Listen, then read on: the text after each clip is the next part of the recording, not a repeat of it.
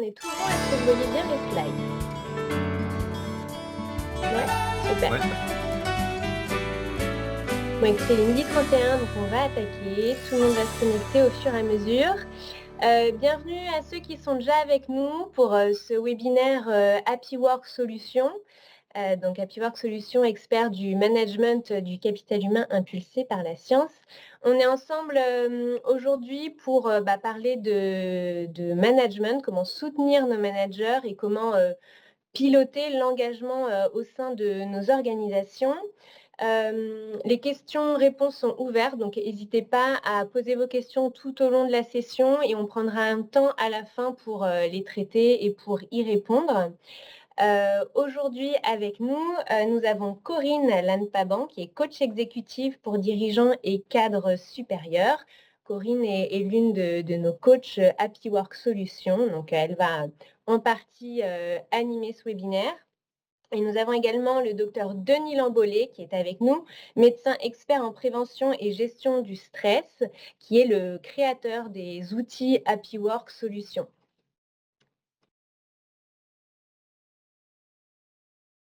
Donc, à l'ordre du jour, pour ce webinaire, on va commencer par une introduction Happy Work Solutions. Ensuite, Corinne prendra la parole pour nous parler du contexte actuel, le contexte 2026, donc la place effectivement des managers au sein des organisations et comment cette position est amenée à évoluer. Ensuite, Denis Lambollet prendra la parole pour parler de réengagement sans surmener, donc effectivement comment être en soutien de ces managers de proximité et globalement de cette organisation au sein de l'entreprise, comment les outiller pour les soutenir dans leurs fonctions au quotidien. Et ensuite, à nouveau, Corinne prendra la parole pour nous exposer 3 cas d'usage, donc qui sont son expérience personnelle dans l'utilisation des outils.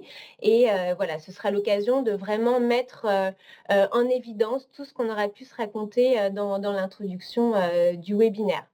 Voilà, enfin, on pourra conclure ensemble et on finira, comme je vous l'ai dit, par une session de questions-réponses qu'on va essayer de regrouper pendant l'heure où on est ensemble pour répondre à un maximum de monde en fin de session. Donc, Happy Work Solutions, je vais me présenter également, comme ça vous savez qui s'adresse à vous. Donc, je suis Solène Chapuis-Rendu, je suis chef de projet prévention chez Happy Work Solutions. Donc, on se positionne vraiment comme un acteur qui vient en partenaire finalement des entreprises qui souhaitent vraiment s'inscrire dans une stratégie de prévention qui soit durable et pérenne. Pour accompagner nos entreprises, pour répondre à cette mission, on se structure vraiment autour d'un écosystème solide qui se structure sur 3 piliers.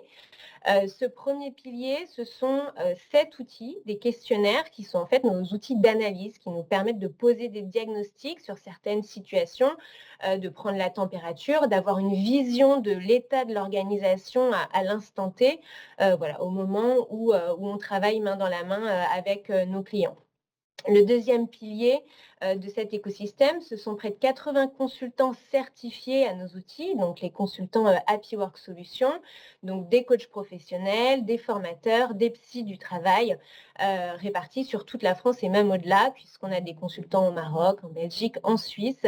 Voilà, ils sont vraiment là pour accompagner les organisations dans un passage à l'action finalement. Donc une fois qu'on a posé le diagnostic, qu'on a pu analyser ce qui se passe dans vos organisations, qu'on a pu établir un plan d'action qui du coup découle finalement de toute cette analyse. On a nos consultants qui sont là pour vraiment immédiatement pouvoir passer à l'action et déployer la stratégie qui aura été définie et dessinée. Notre troisième pilier, c'est le label Happy Work Company. Il est tout nouveau, on l'a lancé en janvier. Ce label, il vient vraiment pour souligner cette dynamique finalement de prévention et de passage à l'action des organisations. Donc cette envie de structurer son approche de prévention et donc d'être dans cette démarche de diagnostic, analyse et déploiement d'un plan d'action qui soit structuré et qui évidemment se mesure dans le temps, parce que c'est bien ce dont on va aussi parler aujourd'hui, c'est comment tous ces facteurs finalement qui sont subjectives de premier abord en tant qu'organisation. J'arrive à les objectiver pour les piloter et donc dans le temps savoir où je vais, garder mon cap ou du moins le faire évoluer selon les besoins de mon entreprise. Donc voilà pour la présentation d'Happy Work Solutions. Je laisse la parole à Corinne qui va donc attaquer cette première partie avec le contexte 2026. Merci Corinne Lannepaban. Voilà, depuis plus de 25 ans, c'est vrai que j'ai noté des évolutions. Alors cette première partie n'a pas vocation de vous faire décrocher d'un tableau trop sombre, mais néanmoins d'avoir vraiment une réalité la plus systémique et réelle possible. C'est comme ça qu'on a travaillé ce webinaire pour donner une approche et un tableau global, puisque quand on dit manager, on l'a toujours vu comme un pilier de stabilité, un pilier constant dans l'entreprise. Aujourd'hui, ce pilier, il est plutôt en usure et en rupture. C'est une crise silencieuse qui est en train de couver au sein même des entreprises et qui quand même va déstabiliser beaucoup de l'organisation. On va plonger ensemble, alors avec certains chiffres édifiants, peut-être des choses sur lesquelles vous allez vous dire « oh là là ». C'est un petit peu négatif. Néanmoins, voir le constat, ça va nous permettre aussi, et ça va me permettre de donner le relais à Denis Lambolé, avec lequel j'ai eu la chance de travailler depuis 12 ans, au moins je crois, et de pouvoir justement aborder les choses de façon vers des solutions et des options, puisque nous sommes quand même dans un webinaire Happy Work Solutions. Donc nous pouvons aussi prendre conscience, voilà, vous regardez l'évolution du métier de manager, et pour comprendre comment sortir de la tempête, il faut d'abord aller voir ce qui se passe dans l'œil du cyclone. Alors, l'œil du cyclone, là, vous êtes en train de constater plusieurs choses. En haut à gauche, vous regardez, vous voyez qu'il y a une accélération, le manager est au centre d'une accélération permanente qui est vraiment assez rapide, là, aujourd'hui, pleine d'incertitudes, avec des transformations qui sont permanente. En bas à gauche, vous voyez aussi qu'il est en accompagnement de ses équipes qui, elles, demandent du sens, elles demandent à se situer, elles demandent pourquoi je dois faire ça, en quoi ça a du sens pour moi, comment je me situe. Et vous regardez en bas à droite de la diapo, vous voyez aussi que les objectifs sont toujours plus complexes, avec des marges de manœuvre qui sont restreintes, donc quelquefois, on va dire sur la crête, Et en haut à droite, ce rôle qu'on a dénommé tampon psychologique, c'est pas très joli, mais néanmoins, ça veut dire un bouclier humain. Et c'est précisément ce qu'on va aborder dans la diapo suivante. Alors, quelques chiffres. Donc, si vous voulez l'ensemble des sources, vous adresserez à nous à la fin de la diapo, à la fin du webinaire, puisque dans toute cette diapo, les chiffres sont des chiffres après 2020, 2022, 2023, parce qu'on sait quand même qu'il y a un avant, un après qui mérite d'aborder des choses qui sont dans la période dans laquelle nous sommes.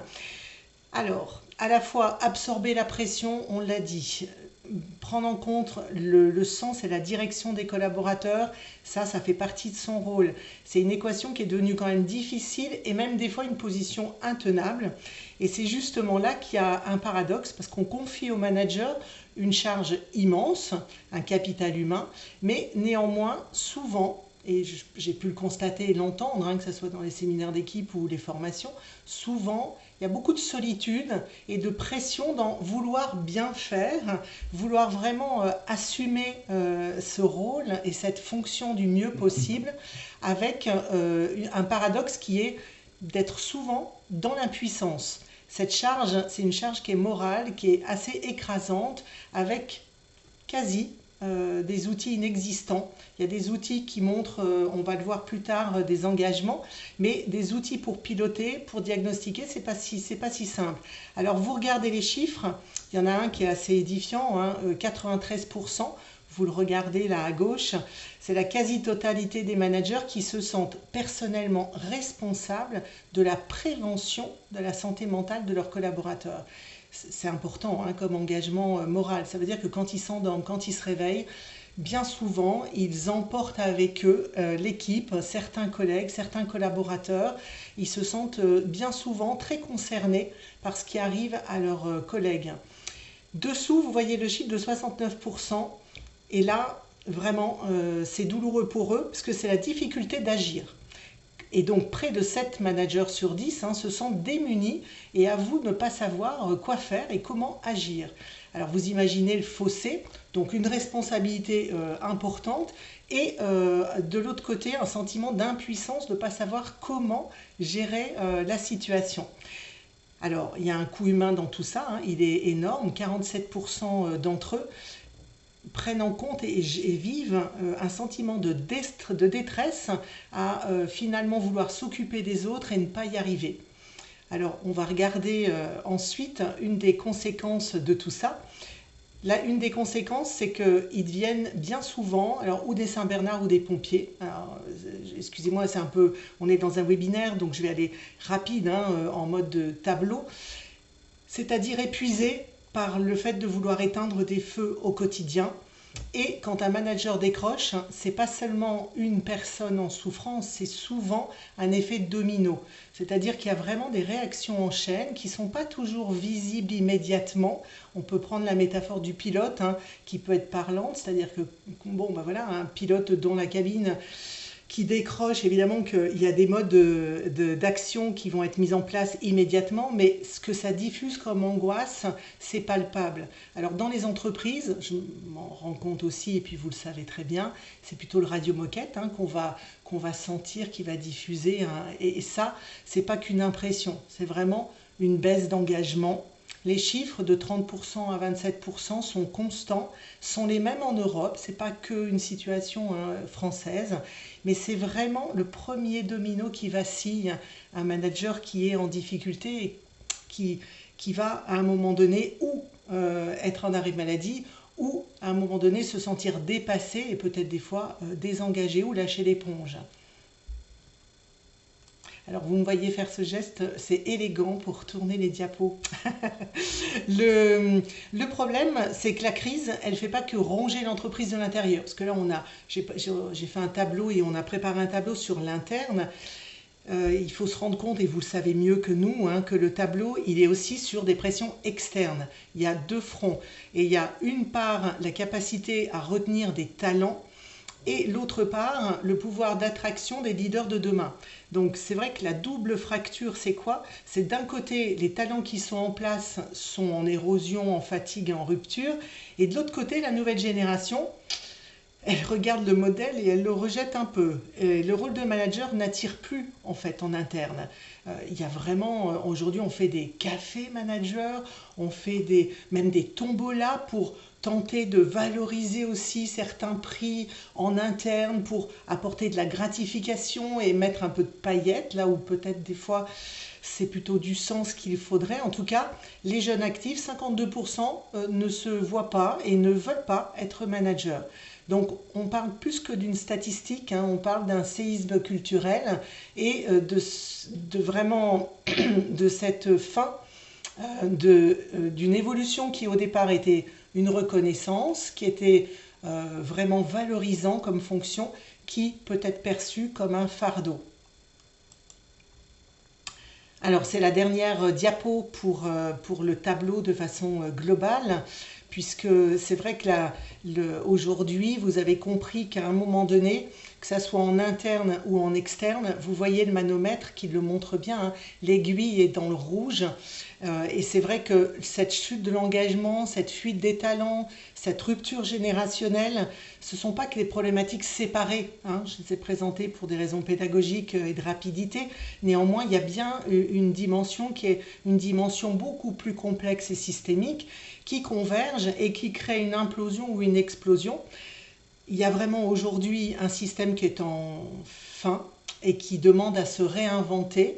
Et dans ce système, il y a le rôle du manager avec quelle est sa place de demain, quelle est sa nouvelle identité et surtout comment pouvoir l'accompagner et l'outiller le mieux pour cette nouvelle réalité dans laquelle il va se situer. Alors chez Happy Work Solutions, on travaille vraiment avec une méthodologie qui est de diagnostiquer, d'analyser et de transformer, donc en agissant et en agissant de façon pérenne. Et c'est justement là où je vais te transmettre la parole à Denis, puisque quand on parle de agir, agir outillé, ça veut dire avec quoi, comment. Et puis, il y a l'intérêt aussi de regarder la double lecture aussi d'un point de vue peut-être santé mentale et médicale. Donc, Denis, c'est à toi. Ok, bah merci Corinne. Bonjour à tous. Donc moi, ce qui m'a intrigué, en fait, c'est ce que disait Corinne tout à l'heure, c'est que tous ces jeunes-là qui ont fait des études de management poussées, etc., n'ont plus tellement envie d'être managers. Donc c'est vrai que c'est une vraie question et une interrogation. On a dans un monde qui change énormément. Et donc, quand on regarde un petit peu au cours, on va dire, des 20 dernières années, qu'est-ce qui s'est passé, qu'est-ce qui a changé? On voit que la société a changé, il y a énormément de transformations au niveau du travail, au niveau des organisations, au niveau politique, à tous les niveaux. Et donc, ce n'est pas étonnant qu'on retrouve toutes ces transformations dans l'entreprise. Donc, si on regarde par exemple ce qui s'était passé, enfin, les modes de management il y a 20 ans en arrière, on voit qu'on avait un management dit traditionnel qui était plutôt un management de contrôle. On écoutait son manager, on devait il nous donnait sa confiance, on devait garantir certains objectifs. C'était en fait une gestion top-down, très directive et orientée performance. Alors, il y avait des avantages avec ce mode de management, c'est qu'on se sentait en sécurité finalement. Hein, on faisait ce que notre manager nous disait et puis voilà, donc on était dans des rails. Et puis tout a été bouleversé. On voit que tout a été changé puisque maintenant on est dans une sorte d'hybridation complète des rôles. On a le travail en distanciel, il y a eu le Covid qui est passé par là, il y a pas mal de ce qu'on appelle maintenant la permacrise, c'est-à-dire c'est une incertitude, une sorte d'incertitude continue. Et donc, ces jeunes managers se disent, mais pourquoi finalement prendre encore plus de charges sur mes épaules alors que finalement, je ne sais pas comment je vais gérer tout ça. Et c'est vrai qu'il y a un nouveau mode de management, peut-être que vous avez entendu parler, qui est apparu, qui s'appelle le servant leadership. C'est-à-dire que le manager, maintenant, son rôle, c'est pas seulement, évidemment, donner des objectifs et donner des directions, mais c'est aussi être facilitateur. Il y a une métaphore que j'aime bien, c'est par exemple une équipe, vous prenez une équipe de foot et puis vous avez le capitaine qui demandait à tous les joueurs de lui passer la balle parce que lui se sentait le seul compétent pour marquer des buts. Donc voilà. Et puis maintenant, finalement, le capitaine se sent un rôle de coordinateur et de faire en sorte que l'équipe soit la plus performante possible, avec chacun la possibilité de marquer un but en fonction des différentes situations. On est un peu dans cet état d'esprit maintenant, c'est-à-dire que c'est le manager qui va devenir au service de l'équipe et donc centré sur l'humain. Et c'est pas évident parce que quand on regarde les écoles de management, finalement, on n'est pas formé à la psychologie, on n'est pas formé à tout ça, et c'est pas évident. Surtout qu'il y a tous on l'a vu, hein, ces problèmes de santé mentale, et la nouvelle génération va demander d'autres indicateurs. Elle va demander de la flexibilité, elle va demander de l'autonomie, elle va demander différents modes d'engagement qui sont différents. Tu peux passer. Alors, donc, on se retrouve face, vous le savez, hein, ces problèmes de santé mentale, Corinne en a parlé, mais c'est quelque chose de très important. Vous savez que c'était la cause du gouvernement, en fait, cette santé mentale. Il y a une personne sur 4 dans l'entreprise qui a des problèmes de santé mentale. Le burn-out a gagné énormément. On voit l'isolement du télétravail, etc. Donc, moi, je travaille avec la fac de psychologie sur ces problèmes de santé mentale et je peux vous dire que c'est un vrai problème, surtout sur les jeunes. Et on voit les taux de suicide, les taux de dépression, etc. Alors, comment faire face à cette situation? Eh bien, comment on va préserver cette qualité de vie au travail? Comment on va développer cette résilience finalement au niveau des équipes? D'ailleurs, on parle du terme de résilience, mais on parle de plus en plus du terme, vous avez peut-être entendu parler, d'antifragilité. C'est-à-dire que la résilience, c'est après un choc, revenir à son état de base. L'antifragilité, c'est aller plus loin que l'état de base. Donc, on a des contraintes, on a des événements peut-être négatifs et comment on va construire sa résistance et sa résilience en même temps. Donc tout ça, ça demande à favoriser une sorte de sécurité psychologique qui n'est pas évidente, parce qu'on est dans un monde sans arrêt en mouvement, à avoir une culture du feedback, à piloter certains indicateurs très précis. Et c'est ce que on a développé depuis maintenant plus de 10 ans avec la fac de psychologie. On a développé un outil qui s'appelle WellScan, dont je vais vous parler un petit peu, et qui a pour objectif finalement de donner au RH, de donner au manager les indicateurs clés qui vont lui permettre de prendre les bonnes décisions. Parce que ce n'est pas évident. Et sans indicateurs, si on n'a pas des données objectives, ben finalement, on ne peut pas progresser, on ne peut pas faire des actions ciblées et qui vont avoir du sens basé sur des choses concrètes, en fait, sur des chiffres. Ce n'est pas seulement de l'intuition, dire j'ai l'impression que ça se passe bien ou que ça se passe mal. Alors, tiens, passe le suivant, s'il te plaît. Voilà, donc l'objectif finalement, c'était de donner une sorte de boussole managériale. Et pourquoi? Tout simplement parce que, en fait, c'est ces signaux faibles qui sont intéressants. Parce qu'évidemment, quand tout va mal, etc., il y a plein de gens qui se mettent en arrêt de travail, ou voir s'il y a des suicides dans l'entreprise, s'il y a des tas de démissions et autres, c'est facile de voir que là, ça ne va pas. Mais ce qui compte, c'est est-ce qu'on peut identifier les signaux faibles en amont? Et c'est souvent les personnes qui se plaignent le moins, finalement, qui sont les plus à risque. On voit ça avec les taux de suicide dans les entreprises. Ce n'est pas forcément des gens auxquels on avait pensé, finalement. Hein, donc voilà. Donc là, j'ai encore une métaphore par rapport à cet outil qu'on a développé. C'est comme la météo. En fait, c'est comme une plateforme de météo qui va vous dire, attention, il y a des risques de pluie, attention, il y a des risques d'orage, attention, il y a de la neige, ou attention, il va faire beau.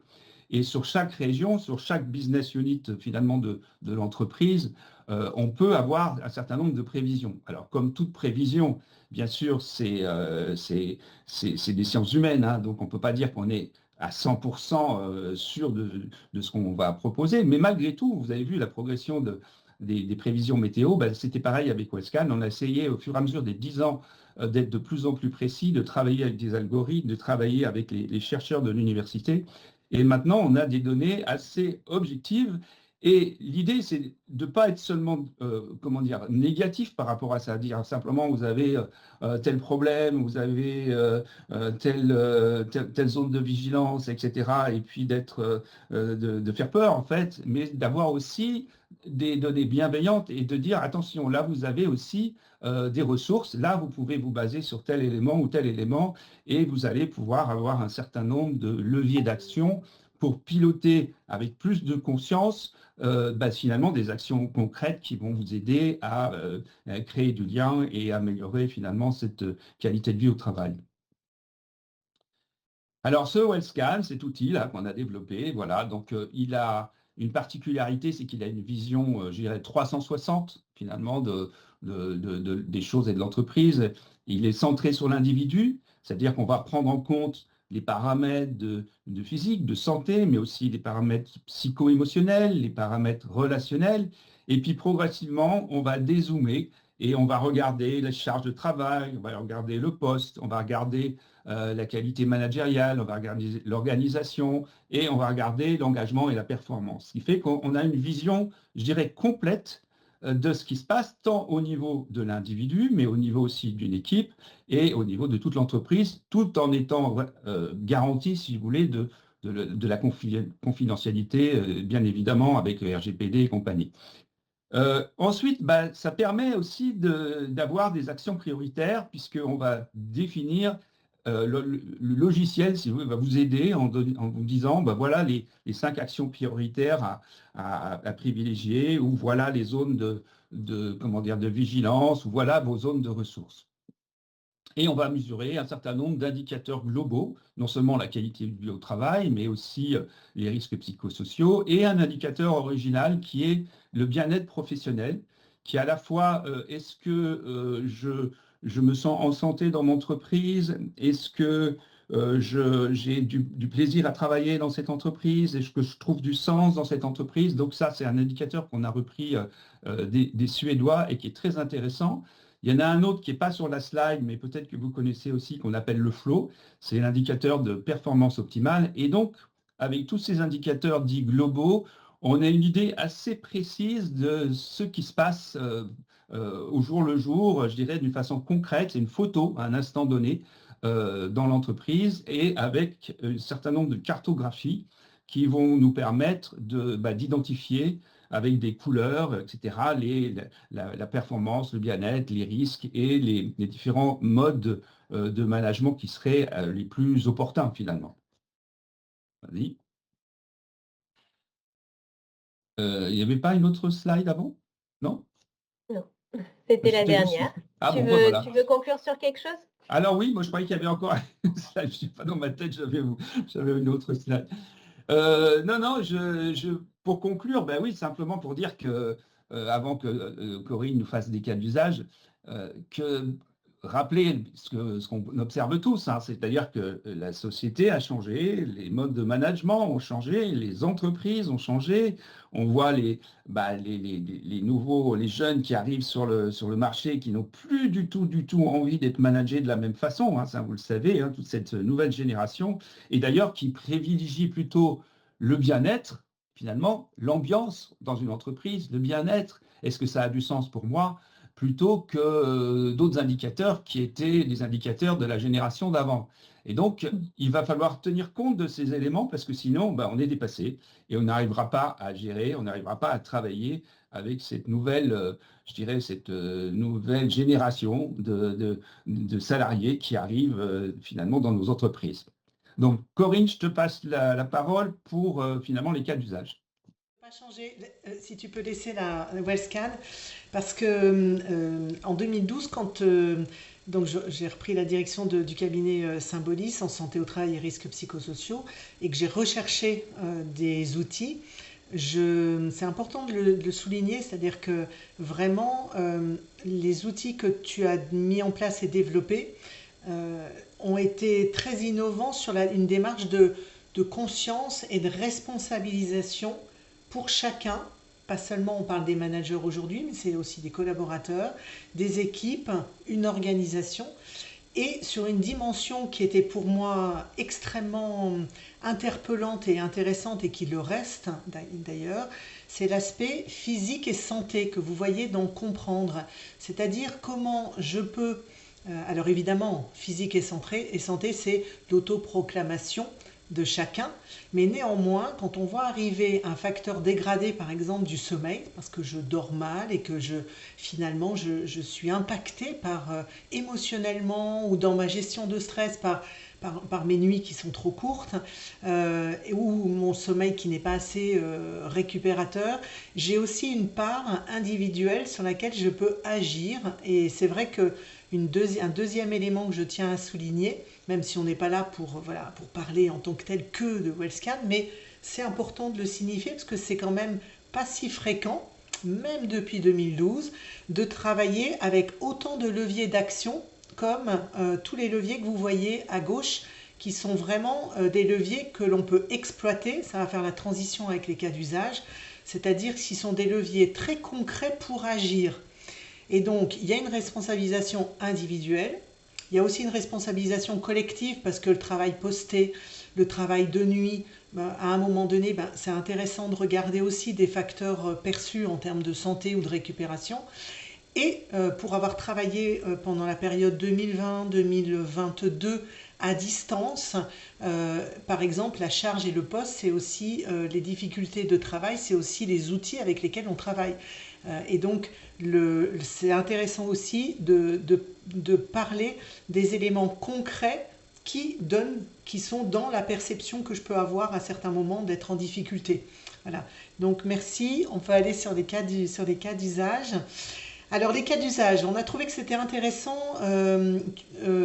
Tu peux aller directement sur le premier. Voilà. Merci. On a trouvé que c'était intéressant de pouvoir vous présenter 3 cas d'usage parce que quelquefois, il y a eu une époque où le contexte risques psychosociaux, c'est un peu celui dans lequel j'ai évolué depuis 2012, était un petit peu normé, c'est-à-dire il y avait risques psychosociaux, après on est qualité de vie au travail et conditions de travail, et puis maintenant j'interviens beaucoup sur des frontières entre les deux, c'est-à-dire des situations qui se dégradent et qui sont pas encore finalement des contextes de risques psychosociaux, mais qui sont pour tous les facteurs que l'on a décrits jusqu'à maintenant, des sujets et des contextes sensibles, fragiles, où il y a un essoufflement et où, pour transformer ce que l'entreprise doit transformer, il y a besoin de consolider un certain nombre de points, dont donner la main au manager pour accompagner ces changements. Et ce qui est intéressant, c'est qu'un seul outil, on va parler de celui de WellScan, mais il y en a d'autres, il y en a 6 autres, vous l'avez compris, mais WellScan peut être complètement utilisé de différentes façons. Et ça n'est, vous le savez, en tout cas c'est mon opinion, ça n'est jamais l'outil qui fait tout, c'est comment l'outil peut être approprié au contexte et peut être dans un protocole finalement d'accompagnement particulier. Donc là, en l'occurrence, c'est une équipe, un manager, dans un contexte d'un grand groupe agroalimentaire. C'était un service marketing. La manager, donc vous voyez les contextes et besoins, la manager simplement a fait les entretiens et depuis quelques mois, elle voyait et elle sentait et elle percevait, ça s'est confirmé pendant ces entretiens annuels, une fatigue et une usure de la part de ses collègues à dominante féminine. Alors, je ne sais pas si ça compte ou pas, mais en tout cas, elle avait à cœur, elle était très en empathie sur cet équilibre de vie de chacune de ses collaboratrices et souhaitait faire un 2 en 1, c'est-à-dire une journée d'équipe qui soit on souffle et on prend soin de nous et en même temps on gagne en maturité. Et moi, en tant que manager, je sais mieux comprendre les facteurs qui peuvent être en fragilité ou en difficulté au sein de l'équipe pour prendre le relais. Donc, ça, c'est tout à fait un cas qui est intéressant et qui a été géré avec WellScan, c'est-à-dire chacune a eu son bilan non débriefé, donc en amont. Lors de la journée, finalement, WellScan nous a servi de tableau de bord avec les différents facteurs pour que chacune comprenne quels sont les points de repère pour être en bonne santé, physique, mentale, en collègue, en équipe, voilà, de façon pérenne, et a eu aussi son propre bilan pour prendre conscience de où elle se situe. Là, elles ont accepté de le partager ensemble, donc ça a été un moment intéressant entre elles de parler vrai et d'ouvrir finalement à la connaissance des unes et des autres leur vulnérabilité. Donc ça, c'était un moment qui était assez authentique. Et la fin de la journée, sur le bilan collectif, il y a eu vraiment des plans d'action simples, pragmatiques pour mettre en place des actions pour pérenniser et soutenir là où il y avait des points de fragilité. Entre autres, il y en avait dans les accélérations de transformation et dans la charge perçue au niveau du travail. Et je parle bien de charge perçue parce qu'on travaille aussi sur des perceptions. Ça ne veut pas dire que ça n'existe pas, mais ça veut dire qu'on peut travailler sur la charge, mais on peut travailler aussi sur le regard ou la perception. Voilà, donc sur cette première expérience, on peut aller sur la deuxième. Alors, la deuxième, contexte industriel comme c'est nommé, plusieurs sites industriels en France, une formation de management sur l'ensemble des managers, donc la cohorte de managers qui était une 60aine de managers, avec plusieurs modules mélangés avec des e-learning, donc tout à distance.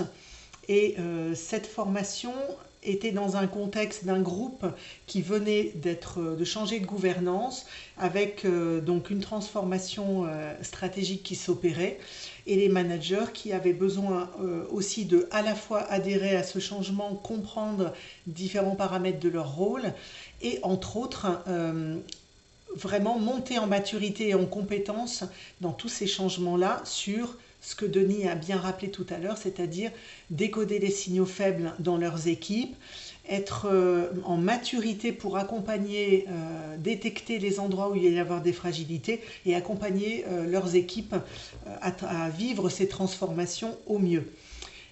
Là, ça s'est passé de la façon suivante au niveau à distance.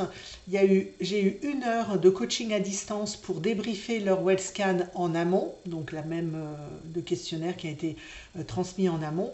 Une demi-journée autour de WellScan à distance pour donner le tableau de bord comme un tableau de bord de pilotage en tant que manager, c'est-à-dire qu'est-ce que le manager doit, dans l'idéal, détecter, accompagner, comment il peut. Alors là, évidemment que je le traduis différemment, ça va avec des éléments comportementaux, ça va avec des éléments très repérés et concrets, hein, pour que ça soit parlant pour eux. Et les 2 demi-journées suivantes, plutôt des 2 demi-journées de co-développement, avec en toile de fond WellScan, mais des situations concrètes de la part des collègues dans les groupes de formation pour les soutenir et aider. Vous connaissez le principe du co-développement, hein, puisque ça arrivait à la fin du parcours managérial, donc de pouvoir être éclairé et plus mûr sur différentes situations qui pourraient se dégrader, mais comment faire en sorte de maintenir un haut niveau d'engagement et de collaboration au sein de leurs équipes.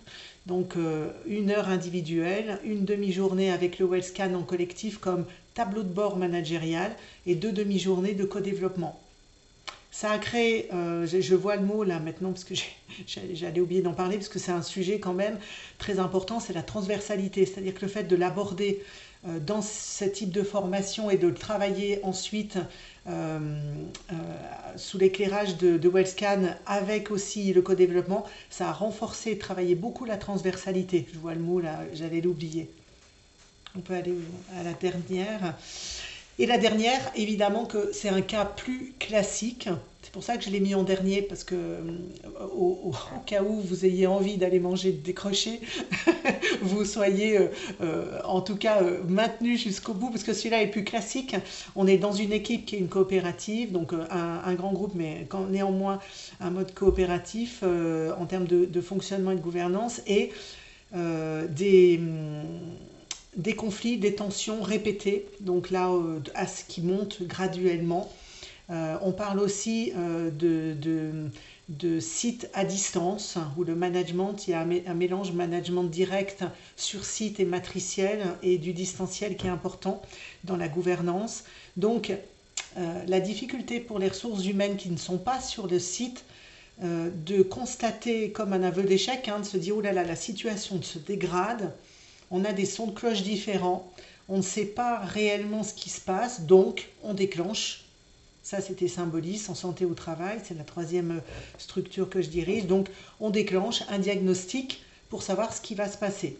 Et là, le diagnostic, c'est diagnostic avec 2 consultants, un consultant du travail et un psychologue clinicien, pour aborder la situation à 2 regards, avec WellScan aussi pour objectiver. Ça, c'est très intéressant. J'ai eu à intervenir aussi dans des situations de double harcèlement. C'est vrai que WellScan a le mérite aussi de sortir des données, des datas qui sont intéressantes dans l'objectivité quand on présente à la gouvernance, ou là en l'occurrence c'est les ressources humaines. Et nous, notre mandat était d'aller jusqu'à la fin du diagnostic avec des recommandations, de transmettre les résultats du diagnostic.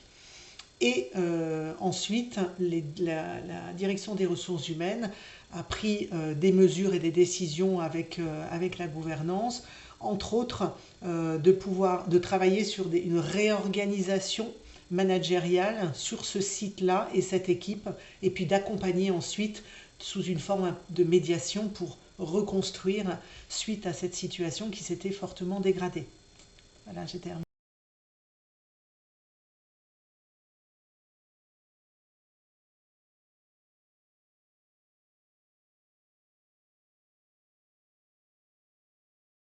Non, finissez sur ton 3e cas. Mais vas-y, je t'en prie.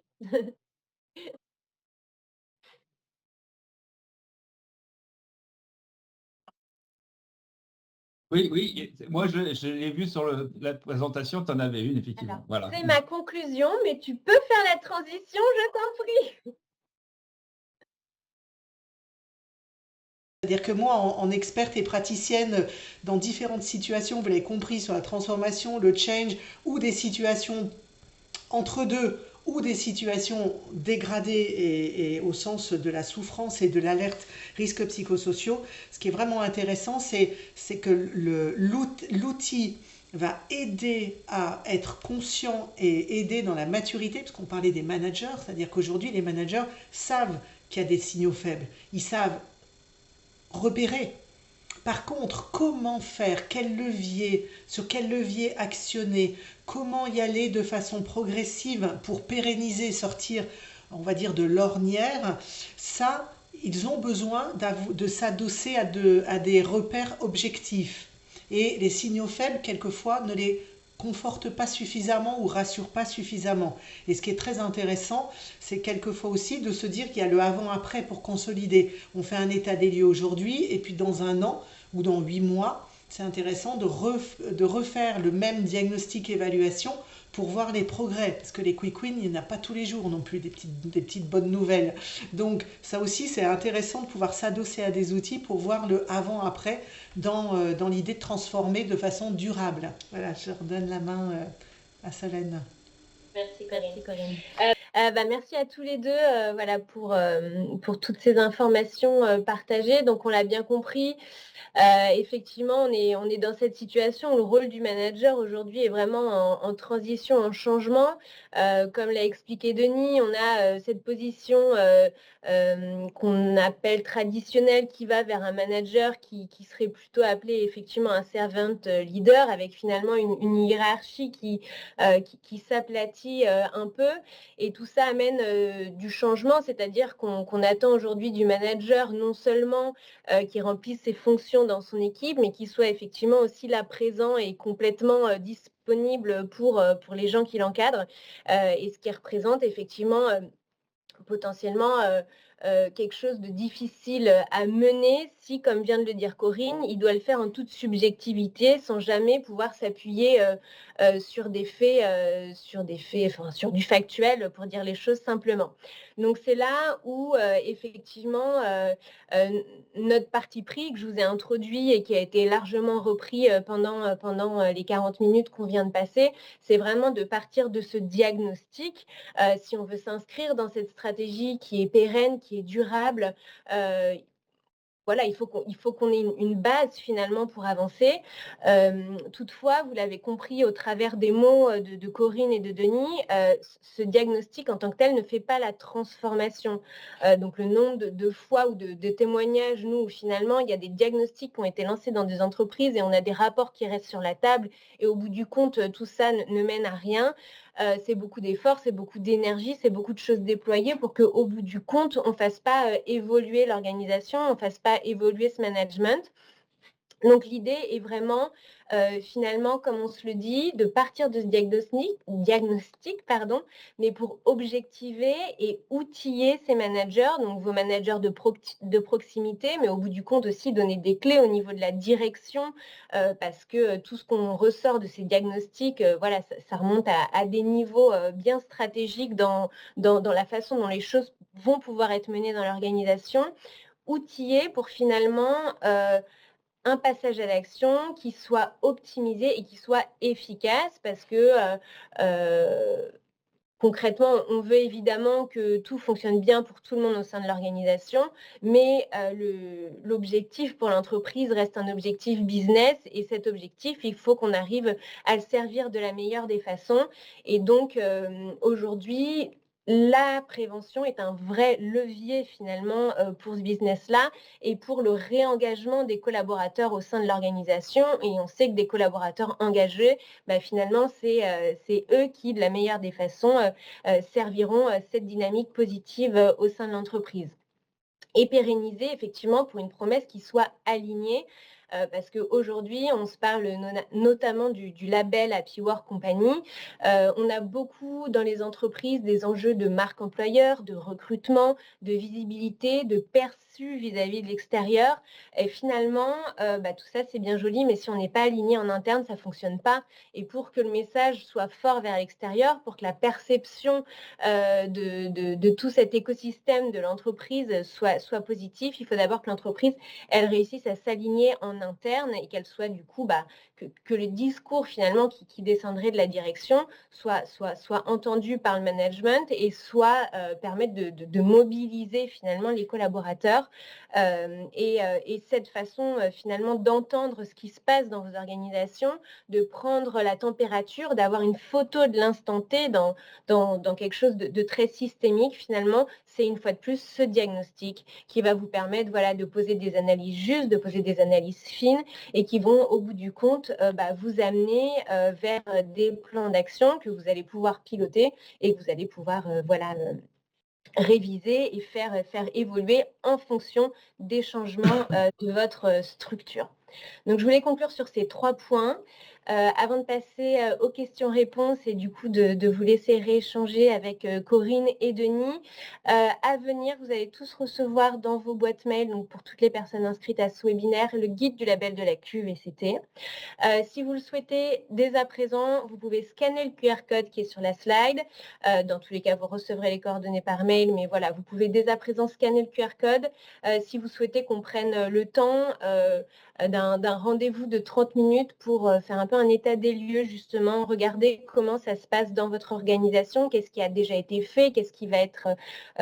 quels seraient vos projets, vos ambitions d'un point de vue prévention. On peut vraiment prendre le temps de faire ce point-là ensemble pour voir comment, de la meilleure des façons, nous, on peut potentiellement vous accompagner derrière.